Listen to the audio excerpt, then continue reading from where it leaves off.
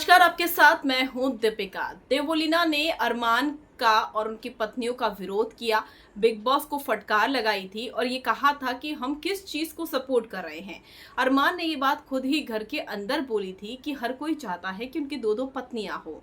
बाहर लोग अफेयर करते हैं, मैं तो दोनों पत्नियों को साथ में रख रहा हूं, तो दिक्कत कहाँ पर है।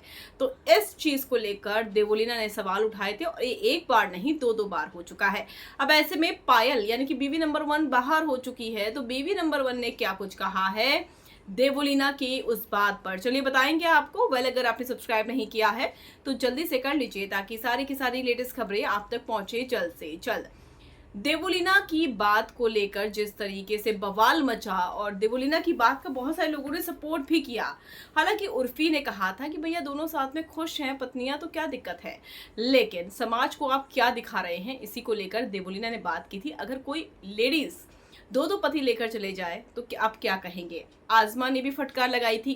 तो ऐसे में चीज बढ़ रही थी बाहर। अब पायल से जब ये सवाल पूछा गया तो पायल ने कहा कि हमने कभी भी दो दो शादियों का लेकर सपोर्ट नहीं किया है, वो एक मिस्टेक थी जो कि हुई।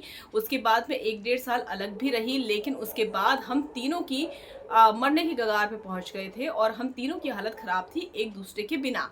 उसके बाद हम साथ में आए तो चीज़ें ठीक हो गई और हम साथ में रह रहे हैं। लेकिन हाँ, मैं मानती हूँ अरमान जी ने वो बात गलत बोली, उनको ऐसा नहीं बोलना चाहिए था और ना ही हम इस चीज़ को सपोर्ट करते हैं और ना ही हम इस चीज़ को टीवी पर दिखाना चाहते हैं। लेकिन अब हम जब तीनों साथ में रह रहे हैं तो हम वीडियोस ही बनाते हैं, लेकिन हम सपोर्ट नहीं करते और ना ही हम चाहते हैं कि कोई इंसान 3-3 या 2-2 शादियां करे। तो ये जवाब दिया है देवोलीना को पायल ने और इस कहा देवोलीना का सपोर्ट भी किया है और कहा है कि हम भी इस चीज़ के खिलाफ ही हैं।